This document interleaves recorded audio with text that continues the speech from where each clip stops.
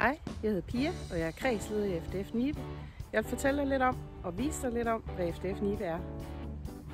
FDF Nibe er fællesskab på tværs af køn og på tværs af alder. Den har du haft det, min ven. Kom nu ind.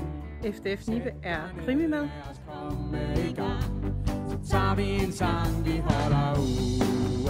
FDF Nibe er markering af højtider.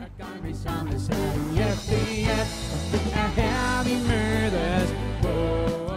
FDF Nibe er at tage på tur, blive udfordret, afprøve grænser.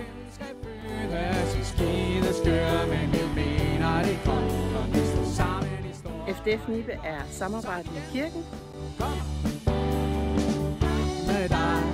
FDF Nibe er lejrliv. Det kan være en overnatning i kredshus eller hytte. Det kan være telttur, sheltertur eller måske en lejr sammen med flere hundrede andre. Så tager vi en sang, vi holder ugen. I FDF Nibe indgår de voksne i aktiviteterne og leger med.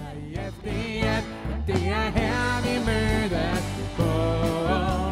FDF Nibe er alt muligt og meget mere end det, du har set her. Men først og fremmest så er FDF Nibe plads. Vi mener det godt, når vi står sammen i stort.